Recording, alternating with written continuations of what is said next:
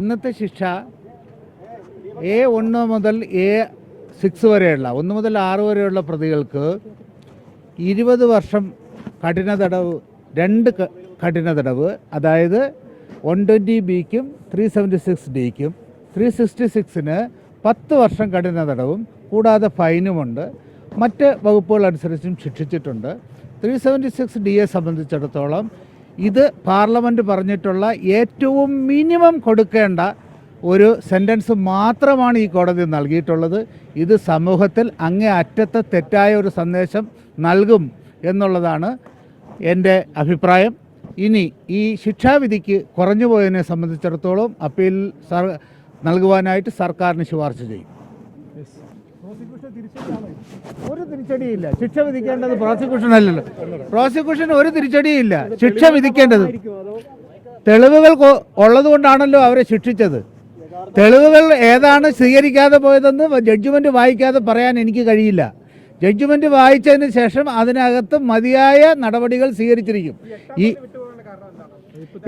8ാം പ്രതിയെ വിട്ടുപോകാനുള്ള കാരണം ജഡ്ജ്മെൻറ്റ് വായിക്കാതെ പറയാൻ ഞാനൊരു രാഷ്ട്രീയക്കാരനല്ല, ഞാനൊരു അഭിഭാഷകനാണ്. ഏതിലെ ശിക്ഷയിൽ നിരാശനാണ്. കാരണം മാക്സിമം ശിക്ഷ പ്രതികൾക്ക് കൊടുക്കണമെന്ന് ശക്തമായി വാദിച്ചിരുന്നു. കാരണം മനഃസാക്ഷിയെ ഞെട്ടിച്ച ഒരു സംഭവമാണ്. ഇതിൻ്റെ പിന്നിൽ ഗൂഢാലോചനയുണ്ട്. ഗൂഢാലോചന വെച്ച് ഒരു ക്രൈം നടത്തുന്ന പ്രതികൾക്ക് ഏറ്റവും ഇളവായ ശിക്ഷ നൽകുന്നത് തെറ്റായ സന്ദേശമാണ് സമൂഹത്തിൽ നൽകുന്നത്, നീതിപീഠത്തിന് നൽകുന്നത്. അത് വേറെ കാര്യം.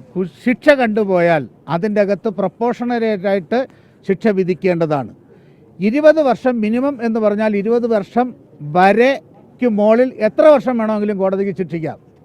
അത് 20 വർഷം പാർലമെൻറ്റ് നിശ്ചയിച്ച മിനിമം കൺവിക്ഷനാണ്. അത് ഒരു കോടതിയുടെ ഔദാര്യമല്ല, അത് പ്രോസിക്യൂഷൻ്റെ അവകാശമാണ്.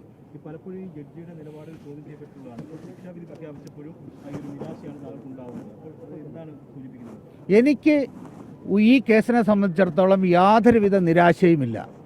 ഈ പാസ്പോർട്ട് കിട്ടുന്നതിന് വേണ്ടിയാണ് ഞാൻ കഴിഞ്ഞ 3.5 വർഷം ഈ കോടതിക്കകത്ത് വെന്ത് നീറിയത്.